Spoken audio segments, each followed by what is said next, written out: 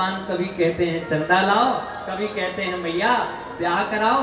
मैया रोज परेशान रहती है, रोज। अब एक दिन की हम आपको कथा सुनाते हैं, सुनो जरा। दोपहर का समय था, यही जेठ वैशाख की गर्मी का दिन। सब लोग दोपहर में अक्सर सो जाते थे गांव में, आज भी लोग सो जाते हैं। जब सब सो जाते तो भगवान छोटे से कन्हैया जी, उन्हें नींद नहीं आती। और आज भी सब सो जाए पर बच्चे नहीं सोते दोपहर में, कुछ ना कुछ इधर का उधर करते ही रहेंगे।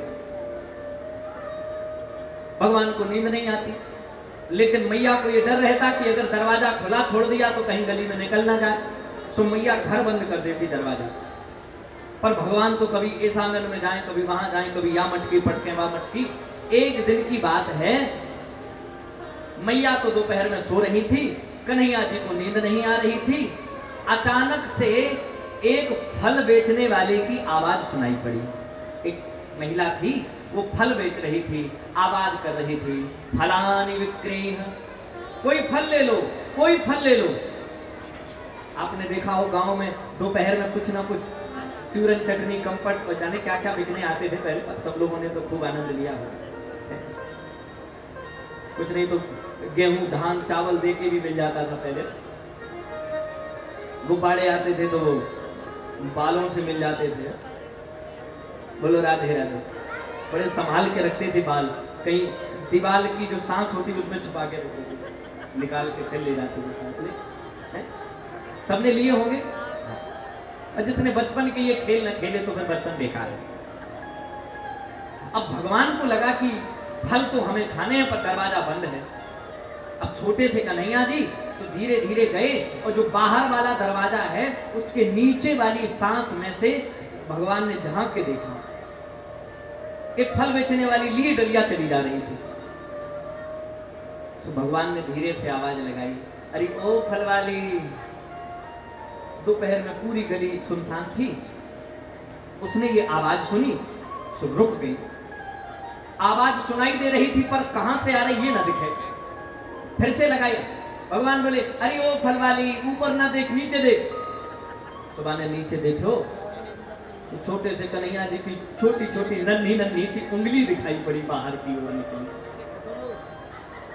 नन्ही उंगली देखी तो उसको भी लगा कहां दोपहर में जाएंगी, चलो इसी साइबान में यहीं बैठे, फल बिक जाएंगे तो ठीक है, नहीं तो बच्चे से थोड़ा आनंद लें। बैठ गए। अब बोली, ए लाला कौन को छोड़ा है तू? कन्हैया जी बोले, बातें तो कहा करनो, ये सरपंच को छोरा मान ले मुझको। हाँ, कहा चाहिए? वो फल चाहिए। अरे लाला फल तो दूंगी लेकिन तू दरवाजा तो खोल। कन्हैया जी बोले, मैया ओ फल वाली, हाँ वो दरवाजा खोलनो ना आवे। अरे दरवाजा ना खोलोगे तो फल कैसे दूं? अरे तुम तो नीचे से ही दे दो। फल बेचने वाली बोली, तेरी उंगली आ सकती, फल नहीं आएगा।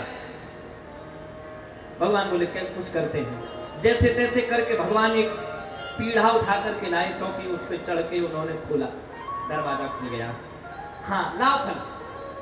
फल वाली बोली, फल तो मिल जाएगा पर फल का मूल्य कौन देगा, पैसे। कन्हैया जी बोले, पैसे तो नहीं है, गेहूं अनाज, हाँ हाँ ले आ। अब छोटे से कन्हैया जी अभी लाते, भगवान दौड़ के गए, उनके छोटे से हाथ में कितने आने हैं, जितनी मुट्ठी में आए थे तो उधर से जब आंगन पार करके निकले तो इधर सांस बनी रही। बच्चा जाए उसे क्या पता, उस सांस में से वो एक एक दो दो करके गिरते गए और जब तक पहुंचे तब तक 2-4 दाने बचे। पहले भी छोटे से हाथ, ऊपर से वो थोड़े से। फल वाली बोली, लाला इतने में नहीं मिलेंगे फल, और ले आओ।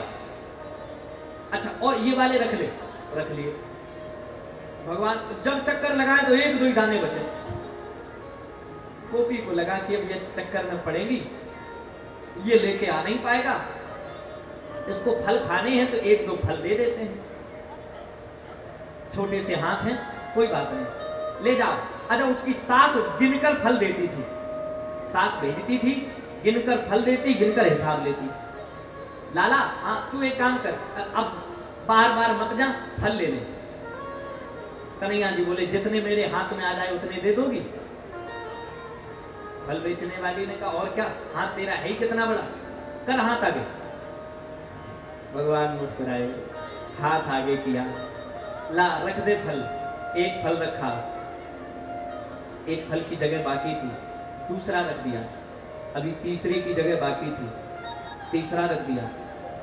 चौथे की जगह बाकी थी, चौथा रख दिया। गोपी ने छोटे से कन्हैया की तरफ देखा, छोटे से हाथ की तरफ देखा, अरे तनुक सो छोड़ा, 5 फल तो हाथ में आई गए, और अब वो जगह बाकी, एक और रख दियो, फिर एक जगह की बाकी, फिर एक रखो, फिर एक की जगह बाकी। धीरे धीरे धीरे धीरे करके पूरी डलिया के फल आ गए। अब तो वो अपने माथों पीटे, हे भगवान मेरी सास कहेगी कि सबरे फल का फ्री में बेच के आ गई। अब वाकू का पतो कि मैं ठग गई, मैंने आंसू कह दी नहीं कि मैं तेरे हाथन में भर दूंगी। अब मैंने हाथन में भरी तो सब, अब हूं एक हाथ में, एक फल की जगह बाकी है, सब भर गए। फिर भी कन्हैया जी बोले और है? गोपी बोली डलिया बची है, कहो तो बहु धर दे। कन्हैया जी बोले धर दे। लेकिन दुख नहीं हुआ, क्यों?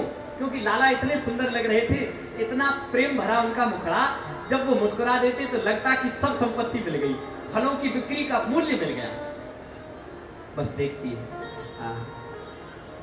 एक महात्मा थे, वे कहते थे जिन्हें देखकर हम जिए जा रहे हैं, जिन्हें देखकर हम जिए जा रहे हैं, वो पर्दे पे पर्दे किए जा रहे हैं।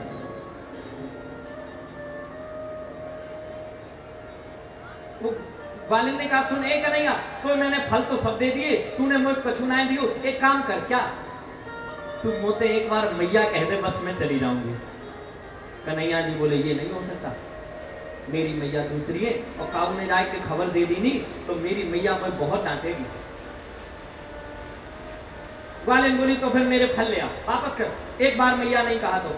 कन्हैया जी बोले कान में कह दूं, कोई तो कहियो मत। हाँ, कान में धीरे से कहा, अरे ओ मैया। जैसे इतना सुना उसका हृदय प्रसन्न हो गया, मानो उसको सब कुछ मिल गया हो। दौड़ी दौड़ी गई वापस। सास ने एक यमुना नदी में स्नान किया, उसने थक गई थी। जब नदी से निकल के बाहर आई तो टोकरी उसने सिर पे रखी।